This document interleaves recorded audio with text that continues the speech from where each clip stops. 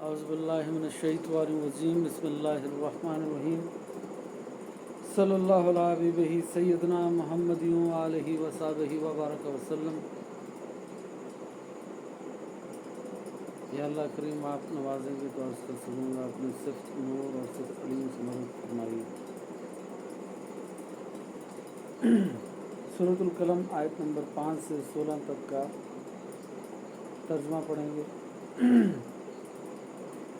اللہ تعالیٰ کا ارشاد ہے، پس ان قریب آپ دیکھ لیں گے اور وہ بھی دیکھ لیں گے کہ تم میں سے کون مجنون تھا۔ بے شک آپ کا رب ہی خوب جاننے والا ہے کہ کون اس کی راہ سے بھٹک چکا ہے، اور وہی ہدایت یافتہ لوگوں کو خوب جاننے والا ہے۔ تو آپ مکذبین کی باتیں نہ مانو۔ انہوں نے یہ چاہا کہ اگر آپ دین میں نرمی کریں تو وہ بھی نرم ہو جائیں گے۔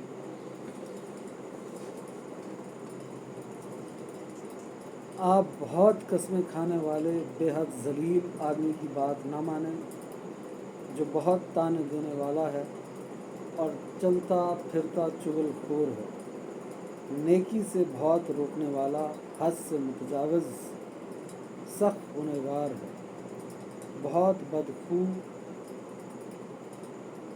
ان سب کے بعد نطفہ حرام ہے۔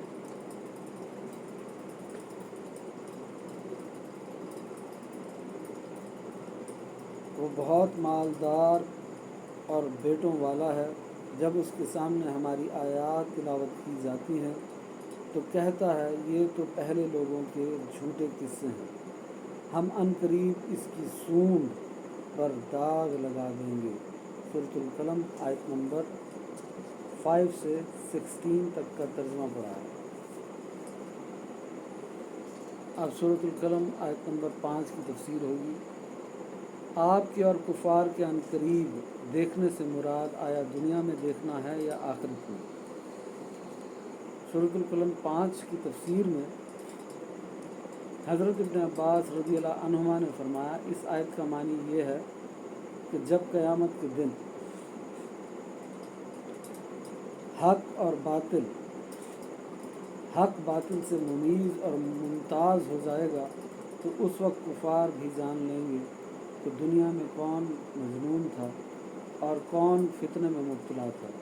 اس قول کا یہ مطلب نہیں ہے کہ دنیا میں آپ کو علم نہیں تھا، یقیناً دنیا میں بھی آپ کو علم تھا، لیکن قیامت کے دن جب آپ دیکھیں گے کہ آپ کو مجنون کہنے والوں کو عذاب دیا جا رہا ہے تو آپ کو ان کی سزا کا مشاہدہ ہو جائے گا۔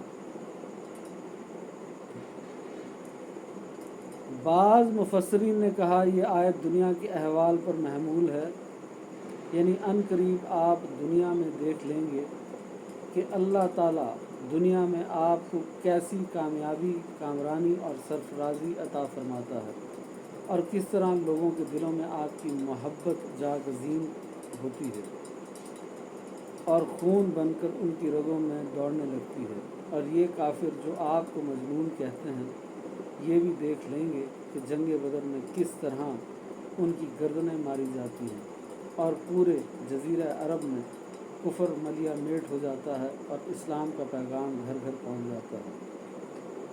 سورۃ القلم آیت نمبر 6 میں فرمایا کہ تم میں سے کون مجنون تھا، یعنی ان قریب آپ بھی دیکھ لیں گے اور یہ بھی دیکھ لیں گے کہ دونوں فریقوں میں سے کون سا فرقہ مجنون ہے۔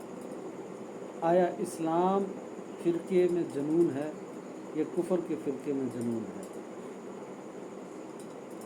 کفار جو تھے، کفار مکہ جو تھے، وہ حضور کو کہتے تھے کہ آپ پر جنون طاری ہو گیا ہے، آپ جو اسلام لے کے آئے ہیں یہ جنون ہے۔ آج بھی کچھ لوگ یہ کہتے ہیں اسلام والے جو ہیں نا یہ جنونی لوگ ہیں، یہ ایکسٹریمسٹ لوگ ہیں، ان پر جنون طاری ہے۔ اور اللہ پاک فرما رہا ہے کہ یہ تو حشر میں پتہ لگے گا کہ جنون کفر میں ہے یا جنون اسلام میں ہے۔ تو یعنی ان قریب آپ بھی دیکھ لیں گے اور یہ بھی دیکھ لیں گے کہ دونوں فرقوں میں سے کون سا فرقہ مجنون ہے. آیا اسلام کے فرقے میں جنون ہے یا کفر کے فرقے میں جنون ہے؟ تو جنون جو ہے نا، جو انتہا پسندی ہے، یہ صرف کفر میں ہے، اسلام میں نہیں ہے. اس کی دوسری تفسیر یہ ہے کہ مفتون سے مراد شیطان ہے. اس میں کوئی شک نہیں ہے کہ اس کا دین فتنہ ہے. اور جب کفار نے آپ کو مجنون کہا تو ان کی مراد یہ تھی کہ آپ کو جن چمٹا ہوا ہے. کفار کہتے تھے آپ کو تو جنون ہو گیا، آپ کو تو جن چمٹ گیا ہے. توبہ نعوذ باللہ. جو آپ باتیں کرتے ہیں جنت کی، دوزخ کی، حشر کی، نشر کی، مرنے کے بعد جی اٹھنے کی، یہ تو کسی مجنون والی کیفیت ہے کہ آپ پر توبہ نعوذ باللہ جنون کی کیفیت طاری ہو گیا. آپ کو جن چمٹا ہوا ہے کہ آپ ایسی باتیں کرتے ہیں. یہ غیب کی خبریں آپ بتاتے ہیں، جو چیزیں نظر نہیں آتی ہم ان کو کیسے مان لیں. اور جب کفار نے آپ کو مجنون کہا تو ان کی مراد یہ تھی کہ آپ کو جن چمٹا ہوا ہے، اس کے اثر سے آپ کے مرنے کے بعد زندہ ہونے، حشر و نشر اور جنت اور دوزخ کی باتیں کرتے ہیں. اللہ تعالیٰ نے ان کا رد کر کے فرمایا ان کو ان قریب کل قیامت کے دن معلوم ہو جائے گا کہ کس کو جن چمٹا ہوا اور کس کی عقل فاسد ہے. آج بھی جو دماغی طور پر غلام ہیں یہود و نصارہ کے اور کفار کے، اور ان کی طرح بننا چاہتے ہیں اور ان کے راستے پر چلنا چاہتے ہیں، وہ بھی یہ کہتے ہیں ان مسلمانوں کو، ان مولویوں کو جن چمٹا ہوا ہے، ان کے سروں پر، دماغوں پر جنون سوار ہے. بالکل طریقہ کار وہی سیم ہے. حق کا طریقہ کار بھی وہی چلتا آ رہا ہے اور باطل کا طریقہ کار بھی وہی چلتا آ رہا ہے. حزب اللہ کا گروہ وہی کام کرتا آ رہا ہے، اور حزب شیطان کا گروہ بھی وہی کام اور وہی تانے دیتا آ رہا ہے. وہاں کفار اور منافقین نبی پاک کو یہ تانے دیتے تھے کہ آپ کو جنون چڑھ گیا ہے یا آپ کو جن چمٹا ہوا ہے کہ آپ ایسی باتیں کرتے ہیں، کہ اللہ پر بھروسے کی باتیں کرتے ہیں، اللہ پر یقین کی باتیں کرتے ہیں، حشر کی باتیں کرتے ہیں، جنت دوزخ کی باتیں کرتے ہیں. یہ باتیں سمجھ سے بالا تر ہیں.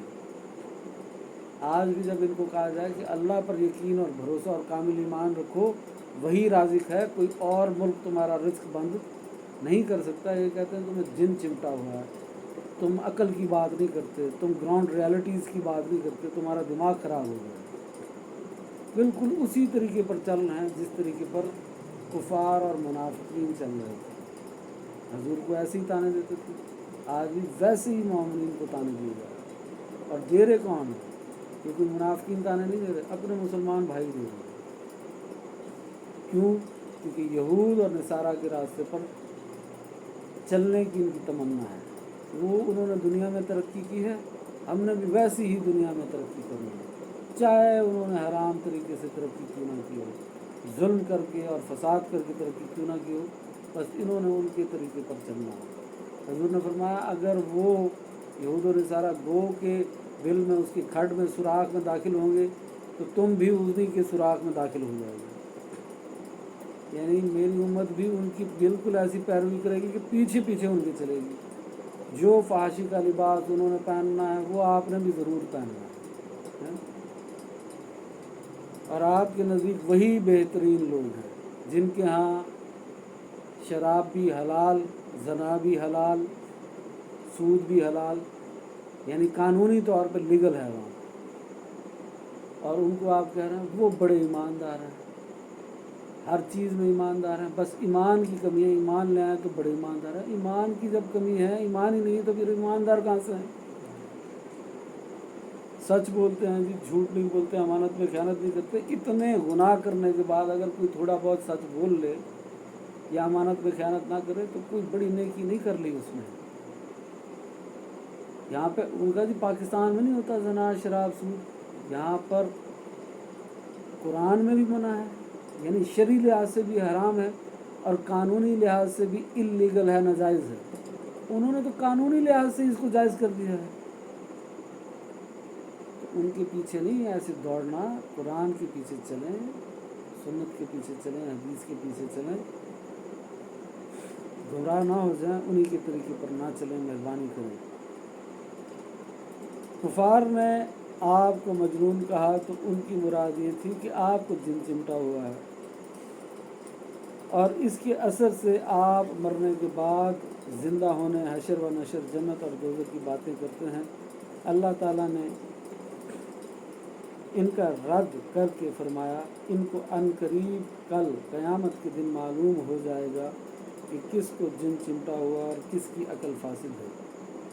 اور سورۃ قلم آیت نمبر 7 میں فرمایا بے شک آپ کا رب ہی خوب جاننے والا ہے کہ کون اس کی راہ سے بھٹک چکا ہے، اور وہی ہدایت یافتہ لوگوں کو خوب جاننے والا ہے۔ اس آیت کی تفسیر یہ ہے کہ جو لوگ حقیقت میں مجنون ہیں ان کو آپ کا رب خوب جاننے والا ہے، اور یہ وہی لوگ ہیں جو سیدھے راستے سے بھٹک چکے ہیں۔ حقیقت میں اللہ کیا کہہ رہا ہے؟ جنون والے وہ ہیں جو سیدھے راستے سے بھٹک چکے ہیں، جو صراط مستقیم سے بھٹک چکے ہیں۔ اور صراط مستقیم کیا ہے؟ قرآن، سنت اور حدیث۔ جو قرآن، سنت اور حدیث پہ چلے گا وہ حق بات کر رہا ہے، جو قرآن، سنت اور حدیث کے خلاف بات کر رہا ہے وہ باطل بات کر رہا ہے۔ حق اور باطل کا فرق کیا ہے؟ کوئی بڑی بات نہیں ہے۔ جو قرآن، سنت اور حدیث کے مطابق بات کرتا ہے وہ حق بات کرتا ہے، اور جو قرآن، سنت اور حدیث کے مخالف بات کرتا ہے، خلاف بات کرتا ہے، وہ باطل ہے۔ تو سیدھا راستے سے جو بھٹک چکے ہیں وہی جنون والے ہیں، وہی انتہا پسند ہیں۔ اب اللہ کی باتیں ماننی ہے ہم نے، آپ کی تو باتیں نہیں ماننی۔ دین اور دنیا دونوں کا علم حاصل کریں، اور آکسفورڈ کی چند کتابیں پڑھ کے اللہ اور اس کے رسول کے مقابلے میں نہ آ جائیں، قرآن اور سنت اور حدیث سے نہ ٹکرانا شروع کر دیں، کچھ خوف خدا کریں۔ آپ کی سمجھ بوجھ ہمیں نہیں چاہیے، اللہ کافی ہے۔ جو اللہ نے فرمایا وہ ہمیں سمجھ بوجھ چاہیے۔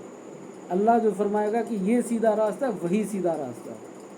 آپ کی باتوں سے نہیں ہم مانیں گے کہ یہ سیدھا راستہ ہے، یا آپ کی عقلی دلائل سے ہم نہیں مانیں گے یہ سیدھا راستہ ہے۔ جو قرآن نے کہا ہے یہ سیدھا راستہ ہے وہی سیدھا راستہ ہے۔ تو جنون کفر میں ہے، جنون کفار یہود و نصارہ کے پیچھے چلنے میں ہے۔ اس آیت کی ایک تفسیر یہ ہے کہ جو لوگ حقیقت میں مجنون ہیں ان کو آپ کا رب خوب جاننے والا ہے، اور یہ وہی لوگ ہیں جو سیدھی راہ سے بھٹک چکے ہیں، اور وہی جاننے والا ہے کہ عقل والے کون لوگ ہیں، اور یہ وہی لوگ ہیں جو ہدایت یافتہ ہیں۔ اس کی دوسری تفسیر یہ ہے کہ انہوں نے آپ پر جنون کی تہمت لگائی ہے اور خود کو عقل مند کہا ہے، اور یہ اپنے اس قول میں جھوٹے ہیں، اور حقیقت میں یہ گمراہ ہیں، اور آپ ہدایت یافتہ ہیں۔ ان کا طریقہ کار بھی یہ تھا، وہ حضور کو کہتے آپ جنون میں، ہم عقل مند ہیں۔ آج والے بھی یہی کہہ رہے ہیں کہ یہ جنون میں پھر رہے ہیں سارے، جو بھی دین کی طرف جا رہے ہیں مولانا حضرات یہ جنونی لوگ ہیں، ہم عقل مند ہیں۔ میں نے کہا طریقہ سیم چلتا ہے، جو شیطان کے طریقے والا وہ شیطان کے طریقے پہ سیم چل رہے ہیں، وہی اسی طریقت پہ چل رہے ہیں۔ آج بھی یہی ہے، یہ جنونی ہے کہتے ہیں مولوی، جو قرآن سنت حدیث کی بات کرے یہ جنونی ہے، جیسے وہ حضور کو کہہ رہے ہیں، اور خود کو کیا کہہ رہے ہیں؟ عقل مند۔ وہ آپ اسی راستے پہ چل رہے ہیں، دیکھ لیں آپ کس کے راستے پہ چل رہے ہیں، حضور کے راستے پہ چل رہے ہیں یا شیطان کے راستے پہ چل رہے ہیں۔ انہوں نے آپ پر جنون کی تہمت لگائی اور خود کو عقل مند کہا، اور یہ اپنے اس قول میں جھوٹے ہیں، اور حقیقت میں یہ گمراہ ہیں، اور آپ ہدایت یافتہ ہیں۔ یہاں تک میں نے سورۃ قلم آیت نمبر 7 تک کی تفسیر پڑھی ہے۔ اگلی ویڈیو میں اگلی تفسیر پڑھیں گے انشاءاللہ۔